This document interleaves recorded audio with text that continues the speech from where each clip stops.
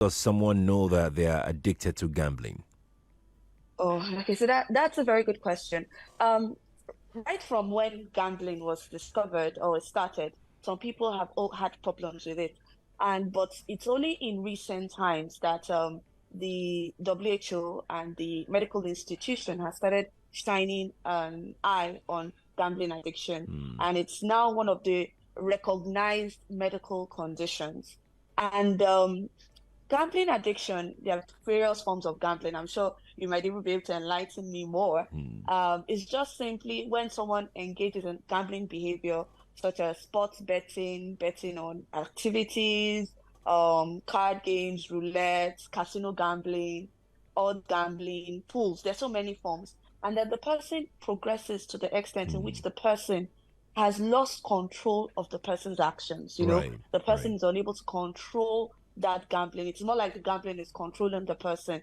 And then the person now starts to have this lack of control. The person, even when the person decides not to gamble, the person can't stop themselves. The person is losing time, energy, neglecting other activities, meaningful activities, and pleasurable activities to Hmm. focus only on gambling. Hmm. The gambling is affecting the person's health. The gambling is affecting the person's relationships. The person is uncomfortable when you prevent them from gambling. You start tell them, oh, don't gamble. The person is experiencing psychological symptoms. So those could be signs that someone has a gambling addiction. But Right. apart from a gambling addiction, there's something called problem gambling, which is a lesser extent. It's like Hmm. the junior brother of addiction. And that is also very common Okay. that we see in What our what do you call environment. it? Yeah. What do you call it again, doctor? Problem gambling. Problem gambling.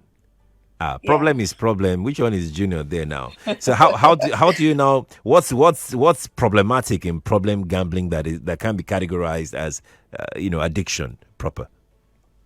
Okay, so most people, when they come in, it's like on a spectrum. Some people say, "Oh, but I'm still working.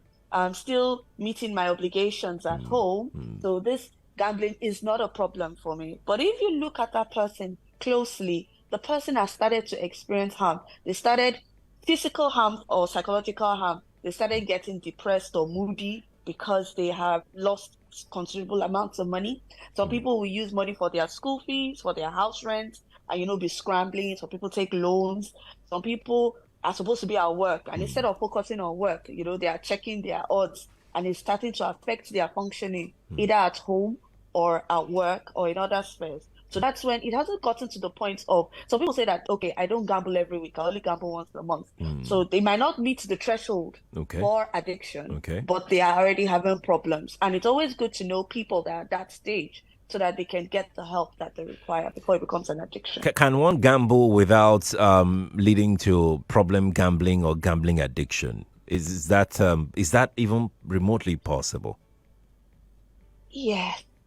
So of the percentage of people that gamble, it's been in places where data has been found. It's been found that about 15% of the people that gamble will eventually come down with problem gambling or gambling addiction. So it's Hmm. not everybody that gambles or engages in these activities, but a large number. And there are certain things that make you at increased risk of coming down with problems with gambling. Right. Some of them include starting gambling at an early age. If that's why there are restrictions on the age where people can gamble. Hmm. Also, if you have problems with alcohol or social or psychological problems, Yeah. those could also increase your risk of developing. And then if you have a particular personality or the genetic predisposition to be addicted to activities, some people say, I become easily addicted to things, then I wouldn't encourage someone like that to engage in activities like gambling in At what Nigeria. point, Dr. Mobolawa, should someone say, I need help? At what point?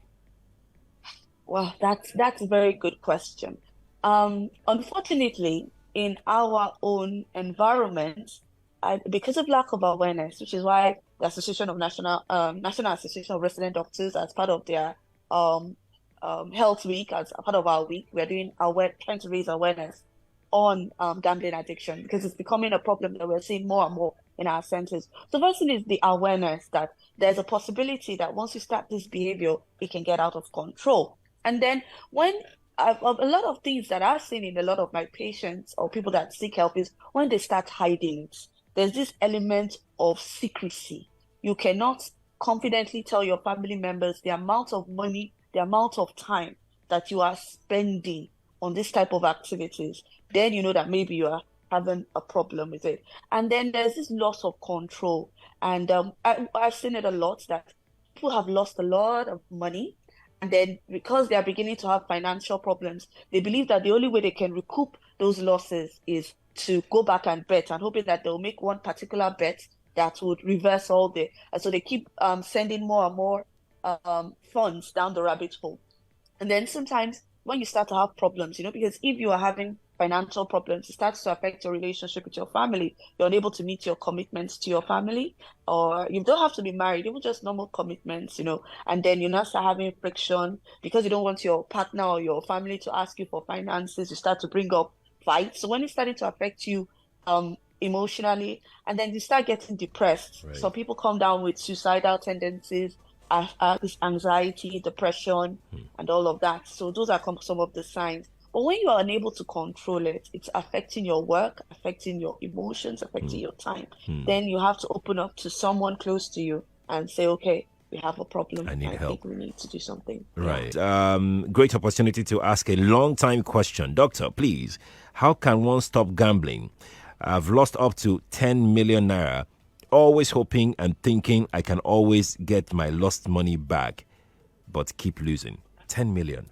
Dr. Omobolawa.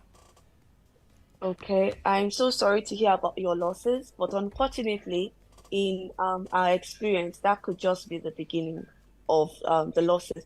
So what we always advise is there's the thing the individual can do, then what the family of the individual can do, and what the society can do. So in your case, let's start by talking about what you can do. The first thing is that you have to be open and vulnerable to people in your life. There's this, especially for men, there's the ego. Don't tell me how to spend my money. Don't tell me, you can't question my actions. I am capable. I'm going to work. It's not as if there's any physical sign on my body that there's anything wrong. And so there's a possibility that we can be in denial about this problem. So you have to be open up to your family, to people that are close to you. So that's the first thing. Accept that you have a problem and then be open to the solutions. So first things first is number one, you have to make up your mind. If you have that problem, the advice is that you don't gamble at all. You don't even try even small amounts because then you keep chasing and chasing and then you can't control. So the first thing is to make up your mind that you're going to stop gambling. And then so you have to try and reduce the amount of time you spend in those activities centered around gambling. So if you say you're not going to gamble, then you go and sit down and be greeting your favorite guy that helps you to place your bet. So you try and, or your friends that engage in those type of activities would advise you to maybe step back from them. You tell your family members so they can hold you accountable. Try to keep busy.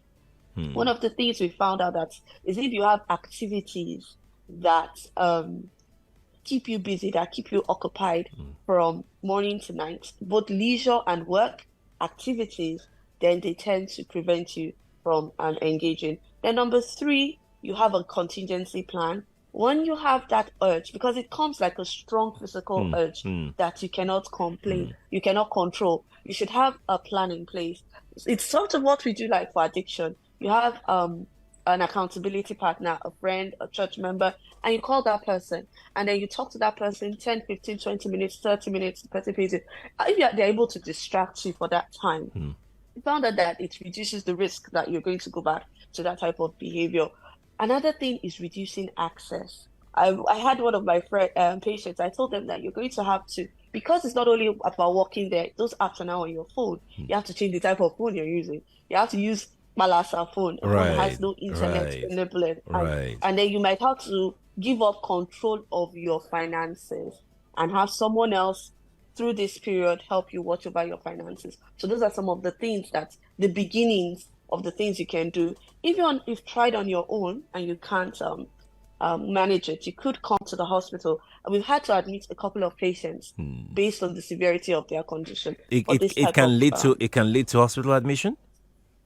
Yes, if there's that loss of control. Yeah. And in some cases, because of that loss of control, I've had some people attempt suicide because, they've been hiding it and then all of a sudden the bubble breaks, and then everybody now realizes that okay, and then so their own solace is what can I do? I can't live with the consequences. So some people because they've not tried on their own, there's an inpatient on treatment. Unfortunately, there are no dedicated facilities for now in Nigeria that manage that. So you have to do it in a place that manages addictions holistically. I can't even remember how I got into gambling, and it was a pastime. I started it as a pastime from just peer pressure, and it had to do with football, a game I love so much. But before I knew what was happening, it took my life. 247, I was always staring into my phone. Like the doctor said, by the time I did an analysis of my wins and my losses, I was even losing more than I earned as somebody that works. It was terrible. And I think for me, the breaking point came to when around 2 a.m., my wife had to call me because I think she noted that some things were going on. Maybe she kept seeing the debit alerts and all that. So she had to call me and speak to me around 2 a.m. And that was when I knew I had to stop. I had some withdrawal syndrome. It was a tough one for me. Thank you, my friend. Finally, I let go.